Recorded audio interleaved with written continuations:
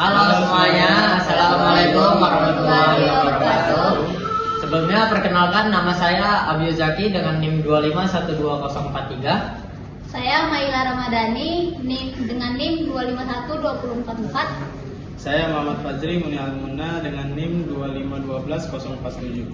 Saya Ahmad Maftu Husni Mubarak, NIM-nya 2512050.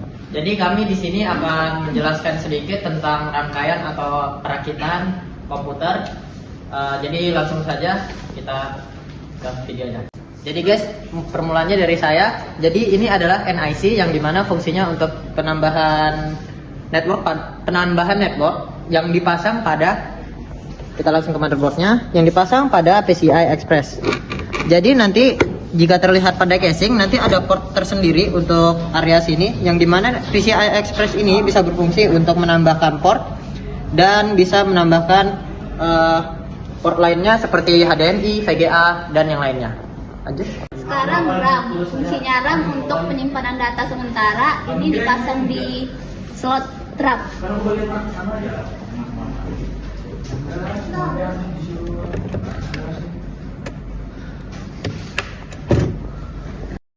Jadi ini namanya CPU atau prosesor, adalah komponen inti pada motherboard yang bertugas menjalankan semua instruksi dari perangkat lunak. Jadi cara pasangnya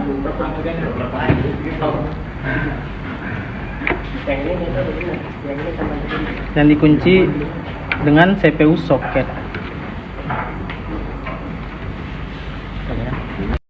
Nah, ini kalau ini namanya kabel SATA ya. Ini kabel ini untuk berfungsi untuk menghubungkan data dari hard disk atau CD-ROM ke dalam motherboard. Sedangkan hard disk sendiri ini berfungsi untuk penyimpanan eksternal. Sedangkan yang CD-ROM ini untuk CD. Oke. Ini baterai CMOS, fungsinya untuk optimasi ke BIOS dan pengaturan tanggal dan waktu. Untuk pemasangannya kita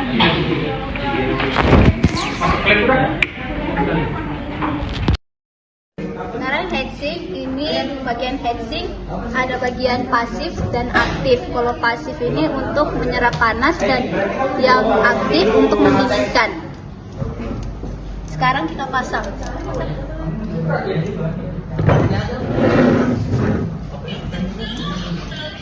Sebelum memasang kita perhatikan arah kabelnya.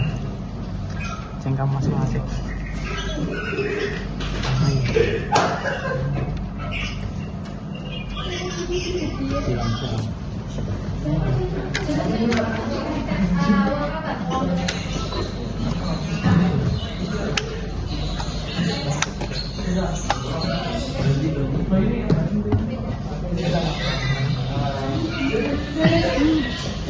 Setelah dipasang jangan lupa dikunci ya. Sini ya.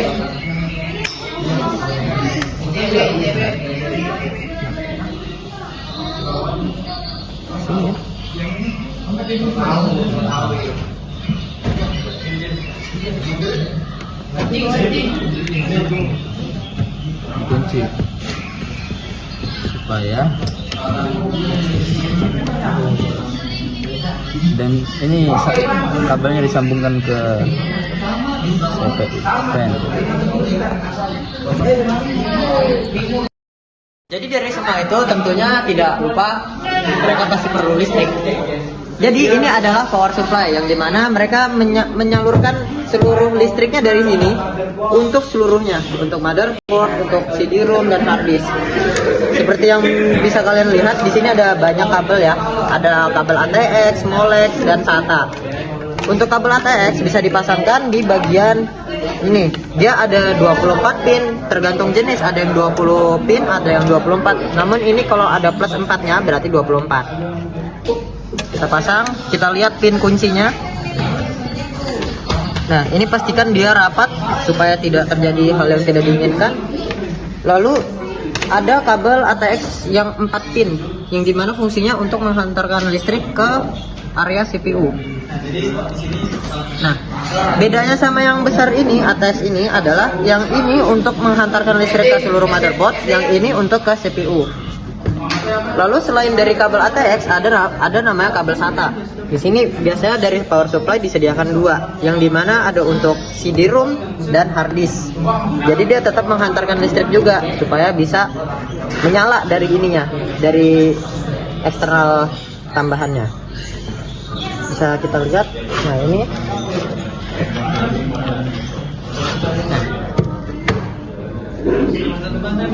Selain ada kabel SATA, kebalik ya. Nah, kayak gini. Nah, selain ada kabel SATA dan kabel ATX, ada namanya kabel Molex. Kabel Molex ini sama fungsinya seperti SATA, namun sudah jarang digunakan untuk saat-saat ini. Jadi ini adalah fungsi utama dari power supply. Dia menghantarkan dari power supply ini ke seluruh bagian komponen pada komputer. Setelah power supply tadi, kita lihat ada bagian casing, yang dimana nanti ini adalah casing PC, yang dimana di dalamnya ada motherboard, power supply, CD-ROM dan hard disk. Di sini kita lihat belum ada power supply atau yang tadi saya sebutkan terpasang selain CD-ROM ini. Ini sebagai gambaran aja kalau memang ini adalah casing dari komponen ini. Seperti yang kita lihat di sini ada fan tambahan. Nah, lalu di sini ada kabel Molex. Port kabel Molex yang dimana tadi yang dari power supply juga disediakan. Jadi ini fungsinya untuk fan tambahan atau hard disk tambahan lainnya. Selain itu, dari yang disediakan dari PC ada kabel-kabel bridge atau bagaimana sebutannya. Ini ada kabel USB, ada kabel audio dan yang lain komponen lainnya. Kabel-kabel bridge ini berfungsi untuk menghantarkan dari listrik daya sini. Ini portnya ya, port internalnya.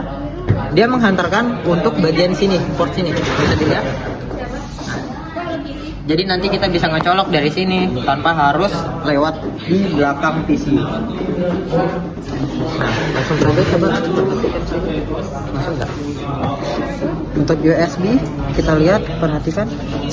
Kita lihat karena ada yang beda pinnya, ada yang lubangnya, ada yang tidak, ada yang ada. Nah, untuk USB ini untuk audio ya. Audio ini. Jika tidak bisa maka jangan terlalu dipaksa. Nah, ini sudah masuk. Ini untuk USB-nya ada dua port dia, tapi di sini disediakan hanya satu. Biasanya ada dua karena ada dua USB di sini. Namun di sini cuma ada satu. Dan untuk kabel-kabel panel lainnya seperti power, kabel HDD LED, di sini ini pasang di daerah sini. Ada banyak dia di sini. Jadi jangan sampai kebalik, bisa. Oke, kita angkat aja dulu.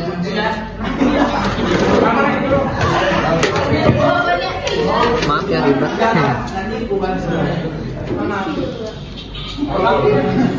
Ini di sini reset, ini di sini.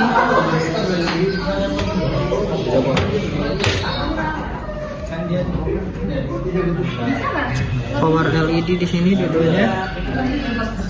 Power LED itu lampu dan HDD LED ini lampu juga.